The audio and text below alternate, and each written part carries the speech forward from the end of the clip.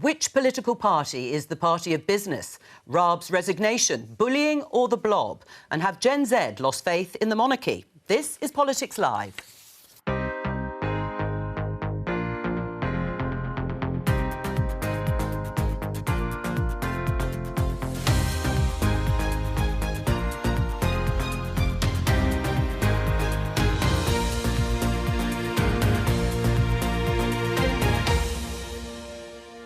Joining me, Conservative MP Laura Farris, Shadow Leader of the House of Commons, Thangam Debonair, Observer columnist Sonia Soda and Professor of Politics at the University of Kent, Matthew Goodwin. On the programme today...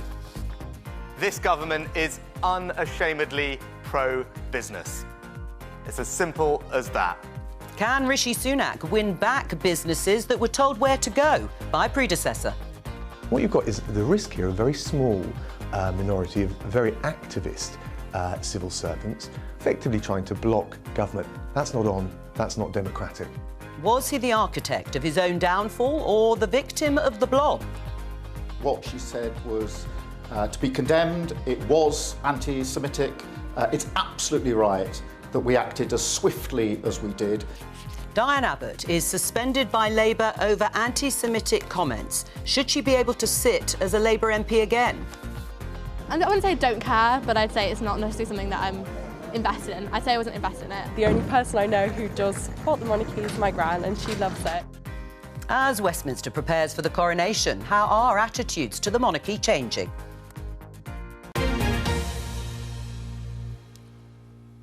You heard Rishi Sunak there, the Prime Minister, in the headlines as he launches something of a charm offensive with business groups. In fact, that's reflected in the Financial Times headline. Sunak launches City Charm Offensive with New Business Forum as CBI reels. Let's focus on the charm offensive. This, of course, follows on not that long ago when Boris Johnson told businesses where to go. F business, he said. So, Laura, who is the party of business these days? The Conservative Party is. And, you know, I'm not just saying that, but I think Rishi and Jeremy Hunt both have business backgrounds and that's well known about them.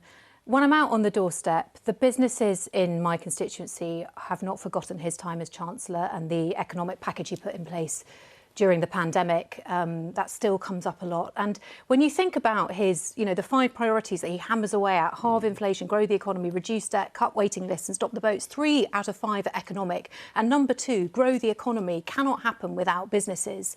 And one of the things, I sort of could go through some of the measures that were announced in the spring statement, but one of the statistics I think is the most telling of all is that there's 1 million more businesses in the United Kingdom since 2010. So there's now 5.5 million businesses, 5 million of which are SMEs. That's a 20% increase in 13 years. If that doesn't tell you that the government's doing something to support business, I don't know what does. Well, there is a battle to some extent between Labour and the Conservatives, as voters would expect, over business. But yes, the Conservatives have always seen themselves as traditionally the party of business. Who do you think the party is? Well, I think it's the Labour Party, and I think that, in fact, I know because businesses are telling me so themselves.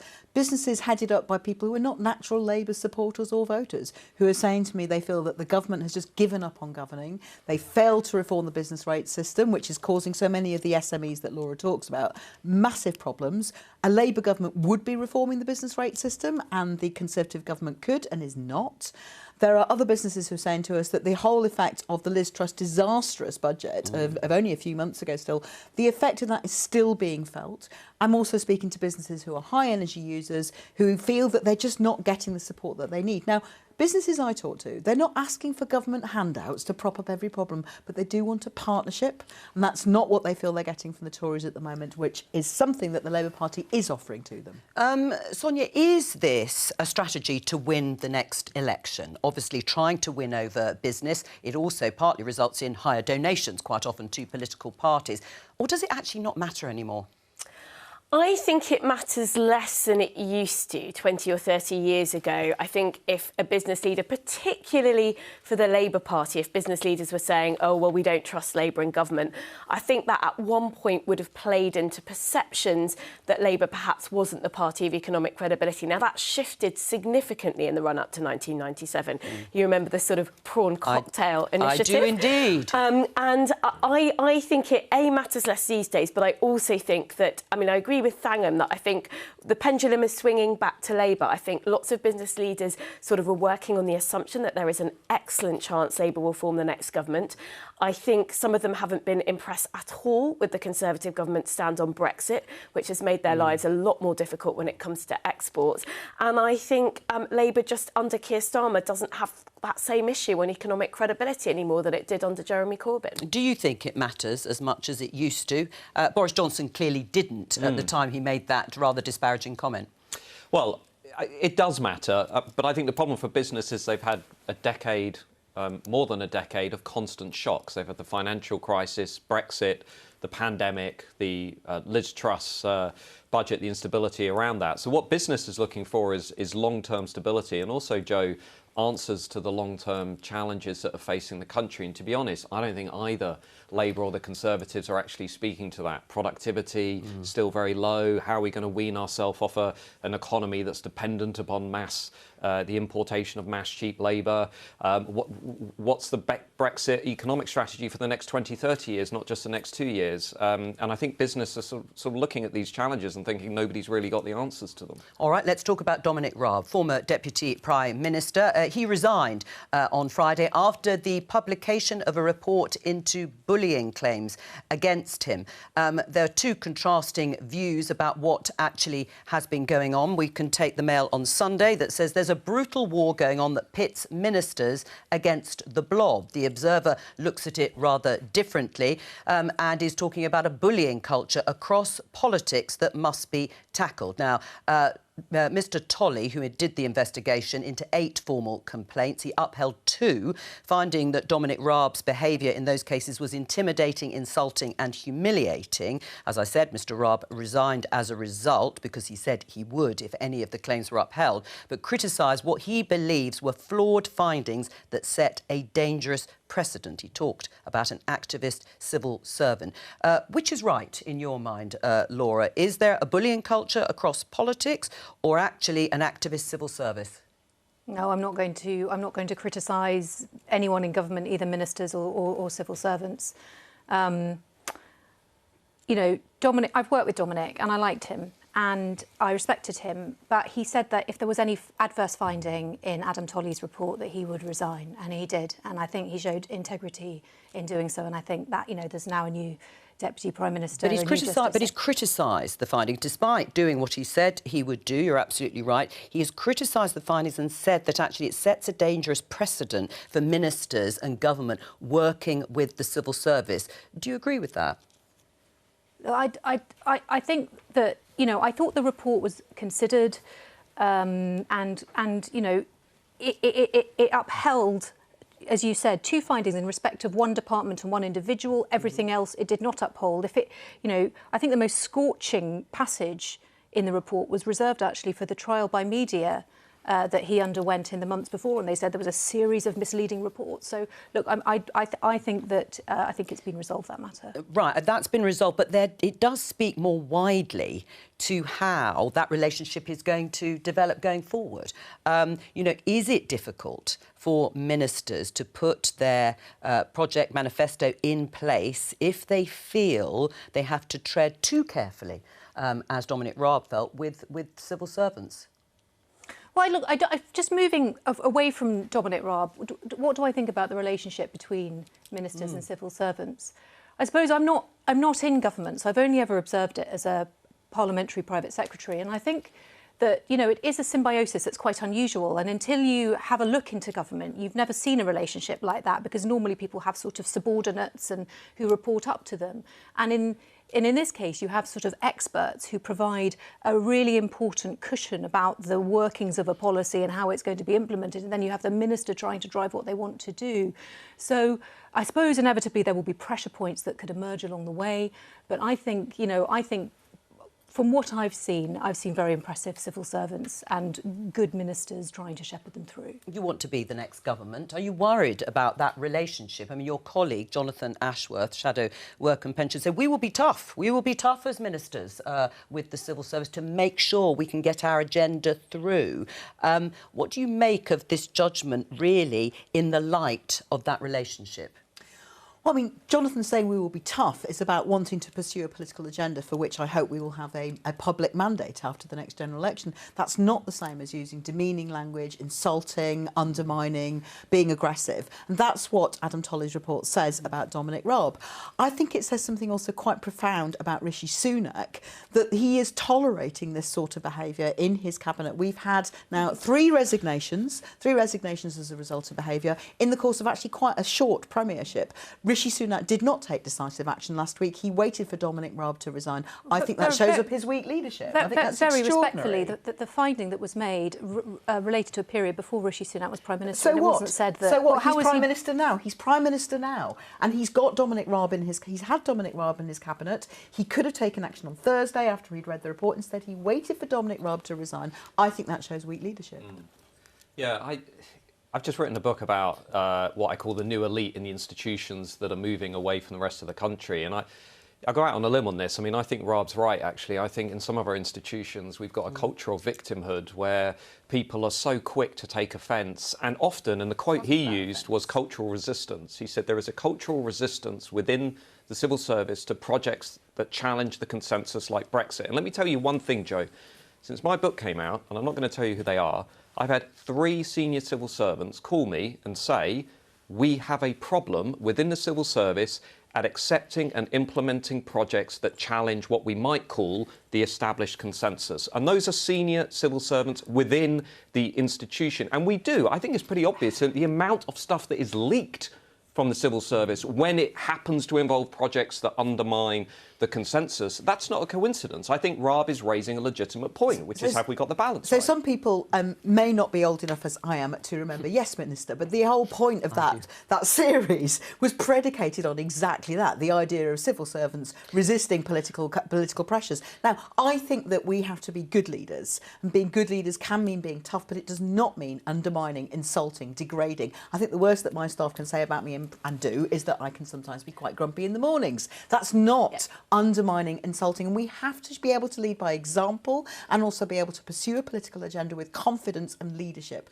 not by doing the things that Dominic Raab is found to have done. I also think there's a real danger in conflating a conversation about bullying, about which there was an independent investigation conducted by a very senior KC who made findings on the basis of the evidence and the interviews that he conducted, conflating that conversation with a bigger conversation about reform of the civil service and tensions, creative tensions, uncreative tensions as they may exist between a political government and an independent civil service. For me, the two questions are separate ones. Nothing excuses the behaviour that was uncovered and found to have happened in that report. No tensions between civil servants and minister means that a minister has to behave in ways that are intimidating and are, humiliating. So I think that's really, really important. I think there's a separate question about the civil service. Now, the tricky thing about this is I think absolutely you may have some senior civil servants who kind of said that to you, but I think there's also, there's two ways of looking at this. I think there's also senior ministers who will put forwards unworkable proposals to the civil service and expect them to be delivered. What am I talking about? I'm talking about Dominic Raab's proposals for things like parole reform, for reform of the British Bill of Rights. Now, the civil service job is sometimes to say, well, Minister, we take your political agenda, but it's going to be these are reasons why it's difficult to implement. And I suspect there is a lot of sensitivity on the part of a minister like Dominic Raab seeing that as insolence rather than the civil service doing its job. Matthew, I mean, there were also cases and instances under the Blair government when they were pushing forward things like 42 days without charge. I think there was a lot of resistance within the civil service. Is this specifically to the Conservatives or a Conservative government, or do you have this resistance existing in all parties or against all parties? I think we've always had some cultural resistance. I think you saw that also during the Corbyn era when lots of people were sort of voicing some criticisms of Corbyn and where the party was going. Although that was in opposition, they weren't actually working in government. When we look at, say, for example, Brexit, which is the most recent example, both the Treasury and other parts of the civil service, I would argue, have put out things that are pretty openly partisan or taking a political position, which you wouldn't ordinarily expect the state to do. And on the bullying point, by the way, when I read the report, let's take Gordon Brown, Liam Byrne, David Blunkett. We've always had ministers who have been very assertive at conveying their views and their policy preferences, right? But some of those things that I read in the report, you know, speaking directly during meetings, asking people to uphold a standard in their work. I mean, to be honest, Joe, I say some things like that when I'm working in a university, which is I expect people to turn up, I expect them to do a good job. But that's not what the bullying, that's not what the findings But there are bits in that about. report that surely were not actually bullying. But that's not what the findings of bullying were about. Actually, the report says that in some circumstances, the use of this language may be appropriate, but the report found specific instances where behaviour was unacceptable and unprofessional. I mean, in terms of reform of the civil service, which has been discussed in some of the papers today, do you think that's necessary? I mean, there were calls by Francis Maude, who was a former Cabinet Office minister, to say perhaps the civil service needs to be more political because of what has been discussed, Laura, and actually perhaps Cabinet Secretaries, Cabinet Ministers should be able to appoint their own permanent secretaries. The person they work with at the top of the civil service in their department would make it easier. I don't think I have enough experience of the civil service to give any judgment on that, but I've read really interesting sort of academic pieces about making it a leaner organisation, which is probably something that could apply in lots of different sectors. And I think the other thing is that probably the most tension that will exist between a senior minister and a civil servant is when what they're trying to do is quite radical. And that could be a Labour or a Conservative government. And, you know, I was looking at some, well, I won't go into it, but some Labour legislation that sort of didn't really work, that was from 2004. And I was sort of trying to figure out why it hadn't. And thinking that I think that would have been a good example of where there would have been direct difficulties, because in the end, the legislation itself didn't exactly operate as Labour had intended it to. And I think that, therefore, the more of a reforming minister you have, or the more of a kind of, you know, visionary minister, the more likely there is to be a difficulty with, you know, because you're moving from the status quo, you're moving... And, of course, the civil servant's job is to facilitate, but I think you could probably get tension there. Would you agree? And I think sometimes that tension's actually quite important. And I think sometimes you see circumstances where legislators clearly don't understand the legislation they're creating and trying to pass. For example, I think that's true. I watched a lot of the debate in Scotland around the gender recognition bill, and the level of understanding amongst some politicians was terrible. Yeah, I think that's a really good example, actually. You need sometimes experts to be advising ministers and saying this is why your law won't And that was achieve. transposed into the House of Commons when it was debated on the floor of the House. I mean, it was almost like sort of, you know, XYZ met apples and pears, people who just did not really understand what they were debating, making really impassioned speeches, but they were completely off subject. But if you then look at what the government is doing at the moment, so for instance, we're going to have the illegal migration bill back for more stages on Wednesday. It's still, the government has still not published an impact assessment, so we still don't know what the government's own assessment of the impact of this bill will be. They put down over 100 new amendments last week, which virtually rip up the existing bill and replace it with a new bill. This is not a good way to govern, and it's also not a good way for us to be able to scrutinise the bill. And I suspect, to come back to the civil service question, that there must have been really robust discussions, shall we say, in the Home Office about, but Minister, we do actually have an assessment of the impact, but you are intending not to publish it. I don't know if that's happened, but I rather wonder, because it is really strange not to do that. That is a strange way of governing. And I think that does mean that civil servants will have raised concerns. I think it's very unlikely that they won't. And then what? You know, the minister eventually can decide just to go ahead anyway, and that's what's happening at the moment. I mean, there was an interesting conversation that Adam Tolley refers to with the former Permanent Secretary at the Ministry of Justice, talking to Dominic Raab about his behaviour, which he changed, according to her. I mean, does that mean that just the rules of engagement have changed in a modern workplace? I mean, things have changed, and maybe some ministers need to catch up. Laura? Well, I'm not quite sure the finding was quite like that, but anyway, Well, I think that... I'm yes, paraphrasing a bit. He did say that Dominic Raab had changed, that he thought that he could have changed earlier. And I think that if the workplace expectations of behaviour have changed, then good. Actually, workplace expectations have changed through time. Some of the practices that we would have been expected to tolerate as working people, even 10, 15 years ago, are no longer... Well, and is that a good thing? Is it that, or is it that now in our culture of victimhood, the bar has gone so low that the moment anybody perceives themselves to have been offended in some way, that it's automatically automatically translated into a formal complaint? If you read some of the grievances in that report, they are clearly not bullying. And 6 of them were dismissed, and 2 of them he found that there was insulting, degrading, humiliating and There's got to aggressive be happy- behaviour. there's For got- sure, that's but, not but, okay. but I'm saying that we can't just look at this independent of how our culture is changing, and our No, culture is I'm with you changing there. in a way in which people are incentivised to log complaints every time they feel offended in some way. That feelings are often trumping facts. I that's do think basically it's where got we're to be a happy Well, I I'll think one of the things, Yeah, go on. Congress, I just have to say this, because I used to be an employment lawyer. One of the issues is that there is no definition of bullying in employment law, and it normally manifests as a claim of constructive unfair dismissal because the person resigns because they're very upset, and then they have quite a high threshold to bring. So bullying exists in this sort of ministerial context where normally you don't have a remedy for it. And so actually, in the years, more than a decade, I did that area of the law. Nothing really changed. But there weren't really bullying claims. It either was something quite specific like sex discrimination or sexual harassment or a constructive dismissal claim. And therefore, one of the reasons I think we have issues with bullying is that it isn't defined anywhere in law. I think it's quite... Sorry. I think this is such an interesting subject, though, and I think one of the things that's tricky about both bullying but also coercive control and domestic abuse is these are patterns of behaviour that we recognise can have profound impacts on individuals that go beyond the sum of their parts because they're about a pattern of behaviour that's about controlling or instilling fear. And I think we've got a lot of catching up to do in our legal system, in employment law. It's very hard to recognise something that's a pattern of behaviour rather than one specific incident, whether it did or didn't happen. I think it's genuinely quite complex how you deal with that. Let's talk about the Labour MP. No, not at all.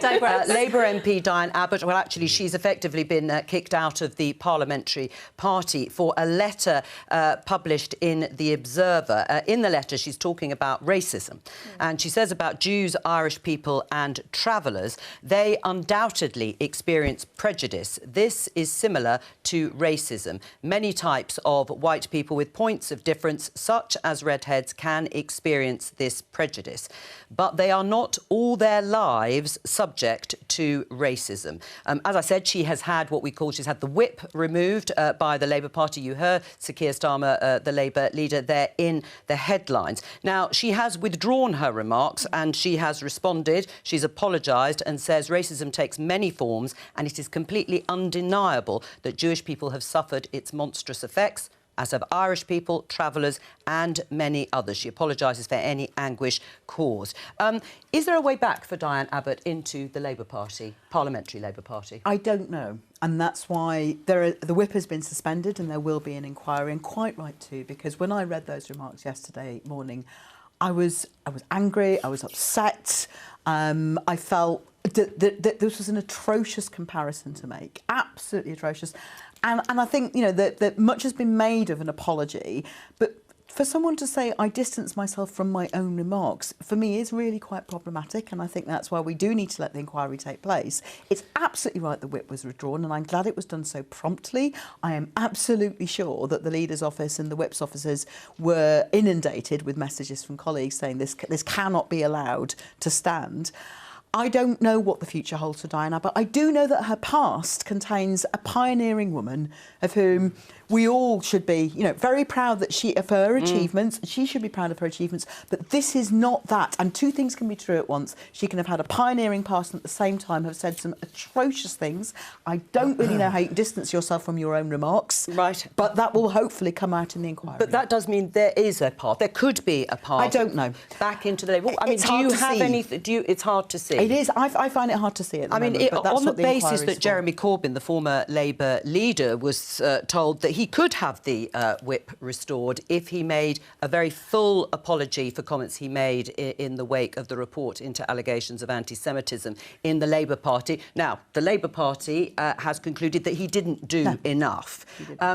But should that then, on that basis, be offered to Diane Abbott? Well, I quite rightly won't be part of the inquiry. I mean, this is now a party process, and we were rightly criticised for, in the past, politicians getting involved in complaints processes.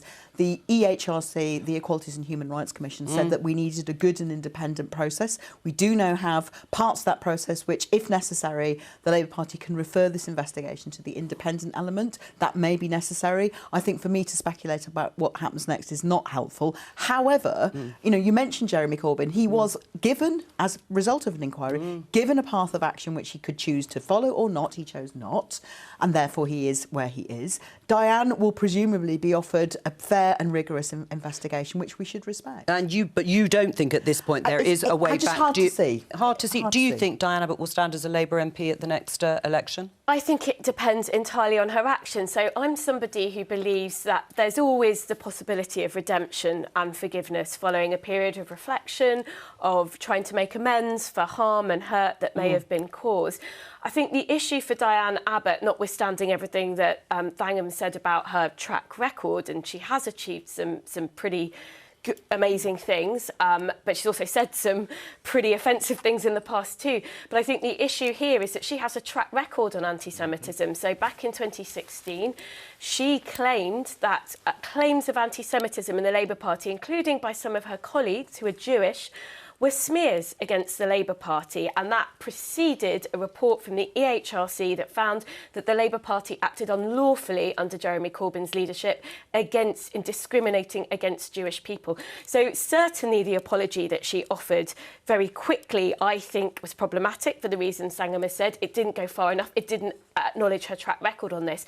There is always, though, I think, space for someone to reflect deeply and properly on mistakes they may have made, bad things they may have said, and to earn forgiveness. But that forgiveness probably is not within my gift as somebody who wasn't affected by these remarks. We're going to move on, and very, very briefly, because we've got lots of other things to talk about. It's an important point, because I wasn't surprised at all when I read those comments, because this is what happens when people give the identitarian left a free pass, and Diane Abbott has been given a free pass for years and years. It's not only that she's made comments regarding British Jews, which are disgusting, she's also made the case for Chairman Mao. Imagine coming on TV and making the case for Hitler. That's basically the equivalent point.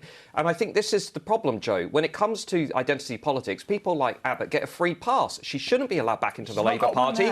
She shouldn't be allowed back into politics. This should be the end of a political career. All right. To just depersonalise slightly, I think it is very revealing about Keir's strategy, because although he may have silenced those voices, those views, those pernicious views about Jewish people are still prevalent on the Labour left, even if they're, you know, generally not expressed. And I think that's really worrying in the whole effort to bring Jewish voters back to Labour, because, you know, the damage was so unbelievably profound. And, you know, it is a classic trope, isn't it, that anti-Semitism is not a genuine form of racism, and that was what effectively her letter said. And I think that's a really big problem for him. And that's why he suspended her from the whip as quickly as possible. Let's talk to Daniel Chandler, economist and philosopher at the London School of Economics, author of the book Free and Equal. Welcome to you, Daniel. You wrote this book because you say society is clearly unfair, with trust in democracy very, very low. Why? Why do you think that is? Well, look, I think it's really easy at the moment to point to all of the problems that our societies have, some of which you've just listed. And I think what's really difficult to find right now is a coherent vision of what a better, fairer society would actually look like. I think our politics feels often quite narrow and technocratic, and particularly at the moment, like we're just being buffeted from one crisis to another without any clearer, longer-term sense of direction. And, you know, I think it's in moments like this that we need a sort of broader a vision of what a better society would look like. And in you know, my book, Free and Equal, what I try to do is to draw on the ideas of a philosopher called John Rawls, who's, you know, in many ways the kind of towering figure of 20th century political philosophy. And I think his ideas really have the solutions to the problems that you listed. And what's so exciting about those ideas, and why I think, you know, anyone interested in politics and in the future of liberal democracy ought to know about them, is that they aren't just interesting, they're genuinely useful. And, you know, what we get from Rawls is a set of clear principles to do with freedom, equality and sustainability that can exactly give everyone a toolkit for thinking through the kinds of questions that you've been talking through today, and which all of us are very worried about and would like to see addressed. And what about the solutions then? You've talked about the sort of principles as you see them, based on John Rawls to some extent. But how would you get there? What are the specifics that you would like to see implemented by a Conservative or Labour government? Yeah, exactly. And answering those questions is really at the heart of my book, to move from philosophy towards practical solutions, and that's where I'm drawing on my training as an economist. I think the place I would start would be to reform our political system itself. And I think the biggest problem that we have with our political system, or one of the biggest, is the role that money plays in politics. You know, in the last election in 2019, just over 100 super donors were responsible for nearly half of all of the donations going to political parties, each of those people giving nearly £500,000 each. And I think, you know, that is a ridiculous way for a democracy to function. And I think there are some very good solutions to that. So if we look to Seattle, in Seattle, what they did was limit private donations to political parties to a very low level, and then replace private funding with a system called known as democracy vouchers, where basically each citizen was given an equal amount. It's $100 in Seattle over each election cycle, and they're able to donate that money to the party of their choice. And I think that's an idea that puts power in individual citizens' hands and will completely transform the incentives of our democracy. All right, well, let's get some reaction from our guests. First of all, from you, Matthew, do you recognise this sort of low levels of trust in democracy, that things have to change fundamentally in order to restore that trust from voters? Definitely. I do think there's a curious story ever since Brexit, which is we saw levels of trust increase slightly among some of the groups that had traditionally not engaged with the political system. For lots of working class voters, for lots of non-graduates, and has they that gone actually down felt again? that their voice was back into the conversation. But it's true, we still have low levels of trust. I think what's interesting is when we talk about practical ideas, and you know, I think we're right to look at the role of money. I think we should probably actually, Joe, be looking at electoral reform as well, probably longer term.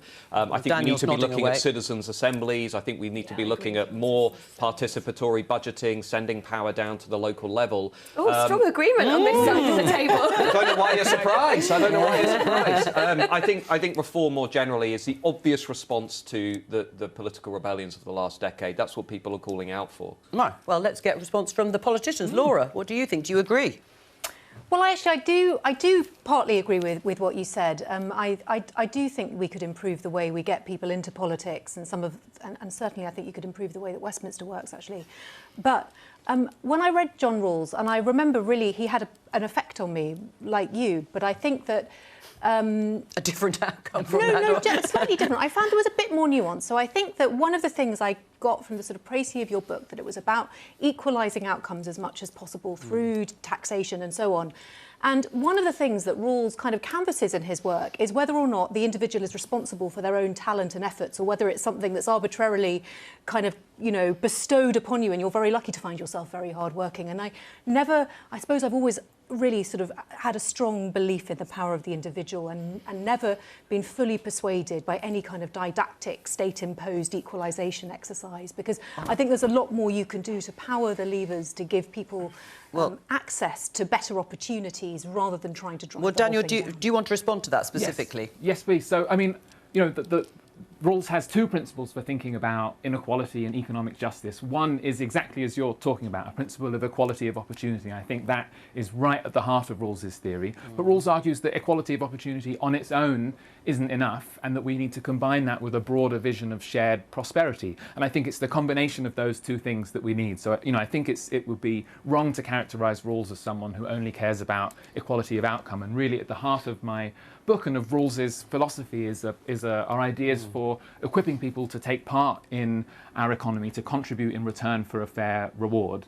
And just to come back to some of the topics that Matthew touched on, also in my book I make the case for proportional representation. I think that's another very important reform to our political system, and exactly for different ways of engaging citizens much more directly in the political process through things like citizens' assemblies. And, you know, I think on top of that, if we really want to restore trust, I think addressing the concerns and interests of lower income and particularly non-college educated voters is really absolutely central. And, you know, I think investing much more in vocational education and maybe shifting the focus there away from universities is important. And anyway, lots of other ideas. Well, let's come back to some of the things you mentioned. Proportional representation thing, and what about that? Yeah, I mean, I think there's a whole load of things we could do with electoral reform. I'd like to see votes at 16. Keir Starmer has announced that, and Gordon Brown's commission has announced the proposal of how we could reform the House of Lords, which I think is well overdue. But Daniel also mentions, he brings up money in politics. I think one area that's really important for reform, and that obviously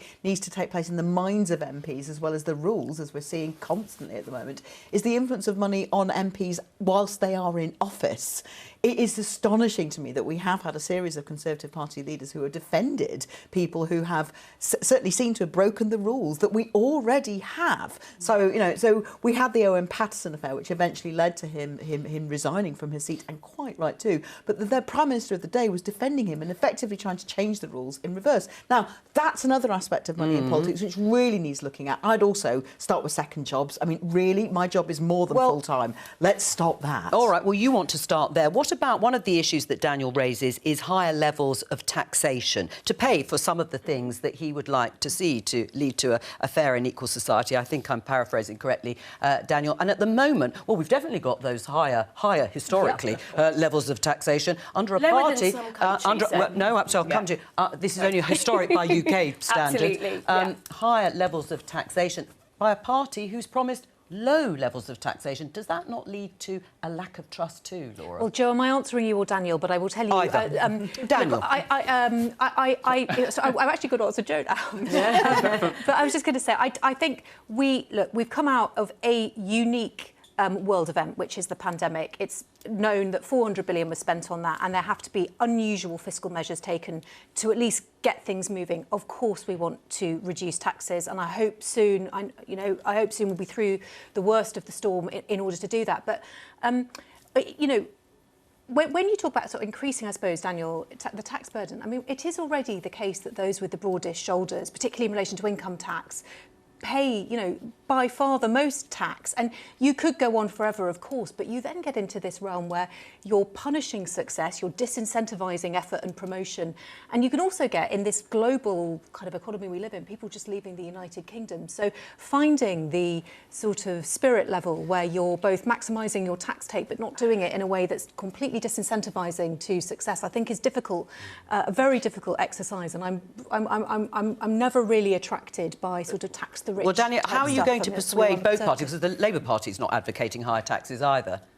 So, look, I think that the first thing is to say that this is definitely not an agenda about punishing success. And at the heart of Rawls's philosophy is an idea of harnessing everyone's, you know, the different talents that people have for the benefit of everyone. And I think it's the for the benefit of everyone part of that equation that we've slightly lost sight of, and which I'm trying to bring back into our agenda through my book. And, you know, on the question of the overall level of taxes, I completely agree that, you know, it's very important that taxes don't go so high that they cut off growth and prosperity. I think that's absolutely right. But I think that debate about what that level should be needs to be informed by the facts. And the fact is that all of the economic evidence, and I'm speaking here as an economist, suggests that we're really quite a long way away from the point at which high taxes are likely to cut off growth. And we know that both from, you know, we can look at countries like France and Denmark that have a higher tax rate, where growth levels over the long run have been very comparable to countries like the UK. I'm going to let you come back because you said you are advocating slightly. higher taxes. No, that wasn't what I said. Right, I just wanted to push back slightly because I think there are other aspects of the taxation system which we can reform to make it fairer. We have advocated for some time now that the tax break for the super rich, which is the non-dom tax break, if that was abolished, it would bring in £3.2 billion, which would help us with the NHS. Not insignificant, there are ways but of doing it's not things. really transformative in terms of is trying to is looking at but it's not transformative. You're actually saying we're still not got high enough tax compared to other countries. I think we should be paying more tax. I think there are some countries, so for example in Scandinavia, where people pay a higher proportion of GDP in tax. The reason why I think we need to do that is, so for example, we're not spending enough on healthcare as a country. Ageing countries tend to spend more on their health as they get richer because they're ageing and because of the increasing cost of medical technology. We're spending less on our healthcare than countries, you know, equivalent countries like Germany and Austria, for example. I think we should have free universal childcare.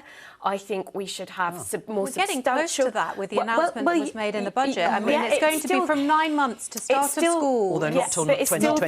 It still doesn't, and I think it should be wraparound in schools as well. I think we should have much greater support with older care. I think people are finding themselves in situations where they're having to pay for older care and they just don't have the means to do it. So I think we should be paying more. I think we'd be a better society if we did. But politicians have to make the political case for it, and they have to win that argument with the electorate. Gordon Brown's penny on national insurance for the NHS it wasn't one of the into a campaign, was it? No, but it raised money, and money was spent on the NHS, and it was one of the most popular tax rises ever. I think more than 90% of the public supported it at the time. I'm just going to get final response from you, Daniel, to what you've heard briefly. Yeah, well, I just was thinking, I was agreeing with a lot of what Sonia was saying, and I think that the key to making the political case for higher taxes is to make that case as part of a much broader vision for what a genuinely better, fairer society would look like. And I think it's that bigger vision that's been missing, and which philosophers like Rawls can help inspire us to put back into our politics. Daniel Chandler, thank you very much for joining us. We only have a few minutes left, I should say, on the programme to talk about whether public attitudes towards the monarchy are changing. Let's just have a look at this poll. It was commissioned for a panorama programme that is out this evening, looking at the public's view of the monarchy. Of course, the coronation is coming up. You can see there 26% of the general population supports the idea of an elected head of state, compared to 38%, obviously considerably higher, of people aged 18 to 24. And that is a lot higher than it has been, certainly the last time a similar poll like this was done. Obviously, this is just one poll, but what do you make of it? Do you think there should be an elected head of state, Matthew? Well, on the poll, it's completely consistent with what I've been looking at for the last 18 months or so. Gen Z are the most likely generation in British history to say, let's have an elected head of state over the monarchy. They're also the least likely to feel proud of being British, to feel proud of our national history. And I think, in a sense, Joe, what we're seeing here, and we're going to have to come back in 20 years and revisit, but I think we're seeing the rise of a generation that is simply less wedded to the traditional institutions and symbols of nationhood than older generations. And I feel, actually, as though the royal family hasn't quite grasped the breadth of the challenge that it's facing, the magnitude of it. And I think it's not only generational change, Joe. We also, and this is where I suspect others will depart with me, we have the rise of an ideology in this country that is fundamentally opposed to what is Britishness, that is fundamentally opposed to the institutions that represent who we are. And I think Gen Z is at the forefront of that ideology, which is in schools, in universities and so on. And I think partly that's feeding into what we're seeing. What do you think is driving? I was just going to show people, this is slightly historic in the sense it's a few months ago. This was your tweet, Sonia. What a deeply weird and messed up institution a constitutional monarchy is. Is it really any surprise it produces outcomes like this? Now, I know you're referring to something else in terms of the outcomes. I think it was Spare. I think it was the Prince Harry. Yes, it's a whole fallout with Harry and Meghan. So are you part of the 26% that would like to see an elected head of state? Well, it's not going to be a hill I die on. So when I take a step back, I am on principle a Republican in the sense that I think it's wrong that somebody through birthright has a constitutional role in our political system. But, it's not top of my to-do list. I think the bulk of the public are very happy with the monarchy. I think the Queen was an amazing public servant. I'm sure King Charles will be too. So it's not really on the top of my to-do list. But I do think there are questions to be asked. I think the way it's set up, the outcomes it produces of some very unhappy people, this is what I was referring to, this idea that you have an heir and a spare is quite unkind to the people who are in the monarchy. And that's what I think I was getting at through that tweet. Are you going to put the bunting out on Coronation Day? Well, the television will be on. It's also my mum's birthday weekend, so we're very grateful for the extra bank holiday, so thank you for that. But I think, I was really fortunate enough to be at a garden party at Buckingham Palace last year. The Queen wasn't quite well enough to be there too. But what really struck me was how the modern-day monarchy is doing things like inviting people to come along to occasions like that, as the King is for his coronation, who have served our country, and kind of turning out the idea that it should be the politicians and the great and the good, but actually taking a modern approach to that and saying, who is it who has served our country? Let's invite them, let's make them feel part of it. And I think that will be a moment for national celebration. What do you think is driving attitudes if they're changing in the way the poll suggests? I was just thinking, though, Joe, do you not think it's the case that as you age, you naturally become closer to institutions and you have greater respect the old adage, isn't it? For the kind of for pride of place? And ever thus, yes. One of the things, actually, I think when the Queen died, it was such a national shock. It was very unclear how the King and his Queen would be received. And they're so sort of natural and more comfortable in the roles than I perhaps expected them to be. And it's also so nice seeing the Queen, because she took so much unfair flack and criticism at one point in her life. I'm going to tell, just before we do that, because you can see the on. whole report on a Panorama tonight. It's on at 8 o'clock on BBC One and the iPlayer, and full details of the poll are on the BBC News website. I'm afraid that's all we've got time for. Sorry about that, Matthew. I'll be back tomorrow with more Politics Live at 12:15 here on BBC Two and on BBC iPlayer. You'll just all have to come back on again.